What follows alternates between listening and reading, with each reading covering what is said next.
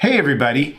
Today, I wanted to talk about something that I did last weekend, which was my girlfriend Katrina and I went to the Okoboji Writers and Songwriters Conference up in Okoboji, Iowa. My background in writing is almost exclusively kind of a one-on-one learning situation.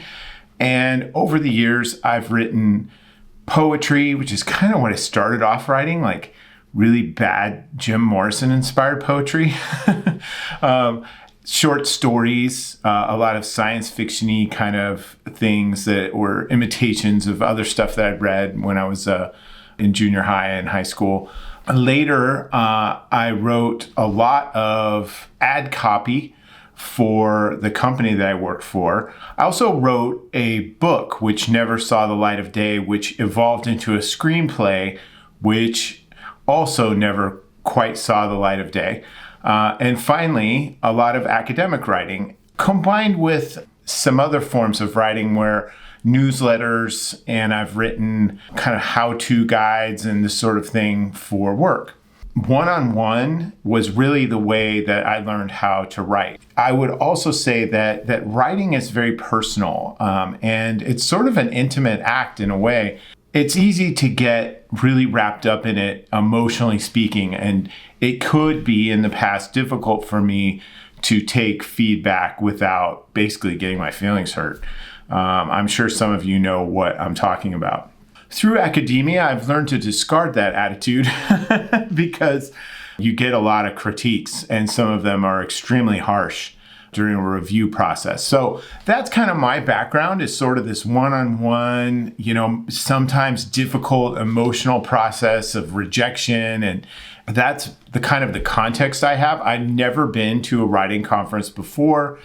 I've never seen, I've heard of them, but I've never participated in one. So Katrina mentioned this conference, it was probably 6 or so months ago, and that it would be something fun that we could do. I went into it with virtually no expectations. I didn't really know anybody that appeared on the presenter list. The subjects were varied, but I kind of just wanted to go and let it wash over me, so to speak. So we went up there. The setting for the conference itself was really great, right on the shores of this lake.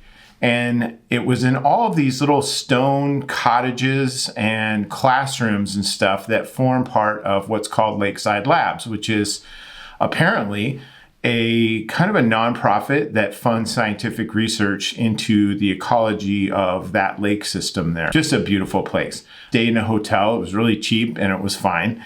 And then we participated in this conference pretty much all day, every day. There were 2 sessions in the morning, 2 in the afternoon. They had lunch, these kinds of things.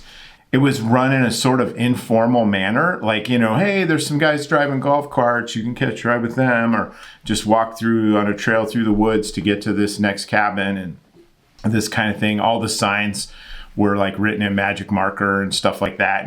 And I kind of appreciate that sort of thing.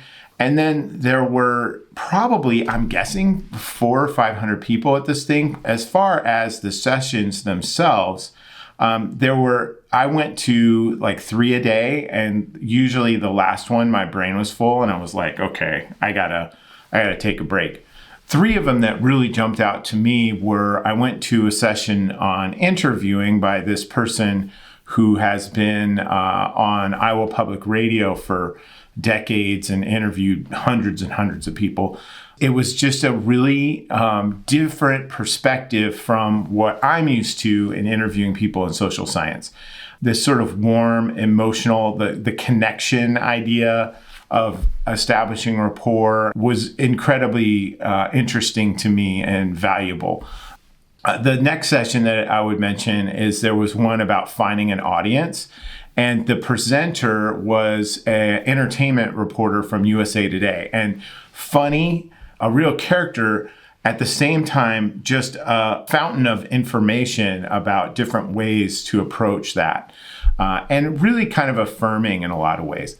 Another one was, and perhaps the best, was this one about writing op-eds for the New York Times and Washington Post and places like the Atlantic and things like that. There were these three folks. One of them was a scientist, one of them was an anthropologist, and the other was a small town reporter who had won a Pulitzer Prize. All three of these guys had extensive records in publication as op-ed writers, writing informed opinion pieces. It was amazing. The old-time reporter guy was a curmudgeon in the best sense of the word, of the highest order, and the other two people were kind of acolytes of him, I would say.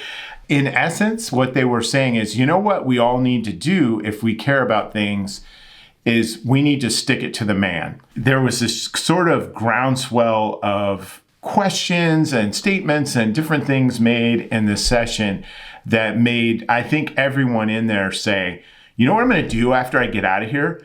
I'm going to start sticking it to the man. And it was just amazing. It was so enthusiastic and so much fun. I went to another one about podcasting, which featured that original person who did the interviewing session I spoke of a moment ago, but also a person who has a podcast about opportunities for Black folks in the economy and in entrepreneurship and things like this. It was great. I just loved it. The general environment of the whole place is just all these different people from different fields, different desires. Do you want to write a horror book? Do you want to write poetry? Do you want to write an op-ed?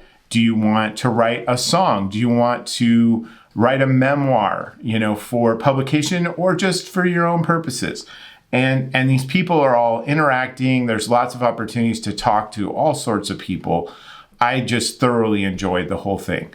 And I would highly recommend if you are interested in writing at all, consider it. It was really fun. Consider it in 2025 because they're going to have another one. A couple things that weren't present that I thought would have added value to it. There was a lot of talk about podcasting and some talk about social media. There wasn't as much about YouTube, surprisingly enough. And I thought that would have enhanced the discussions quite a bit.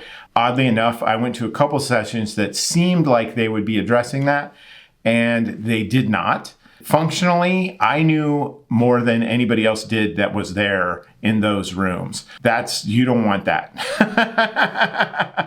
So anyway, a lot about podcasting, not so much about YouTube, and I thought that would be a valuable addition. And finally, academic writing. There were no sessions about academic writing at all, and I thought, I don't particularly need that, but I know that there are people who do, and therefore that might be a useful addition too. The overall impact of this on me is, in many ways, as I mentioned, is very affirming. I learned a lot about the audience side of things, refining things, producing shorter pieces, things like that I was kind of discovering on my own. But to hear experts sort of affirm that was great. I had no idea really what Substack was. I learned a lot about that, and I'll be starting a Substack relatively soon. You know what? I mean, I am quite passionate about a lot of things. As you know, I have a second channel, Global Politics with Jim Martin, where I talk about some of those things and offer my thoughts. That's my stick it to the man contribution. That's what I'm doing there. So it was an incredibly valuable experience. I'm telling everybody I know about it, and I'm also going to definitely attend next year. So I hope you all check it out. Again, I'll have a link to the organization in the description. If you like this kind of content, you enjoy what I've been doing, please feel free to like, share, and subscribe. As we know, if you haven't subscribed, please do. It really helps the channel out. I look forward to any comments or questions you might have too. So I hope you have a great day. Thank you very much.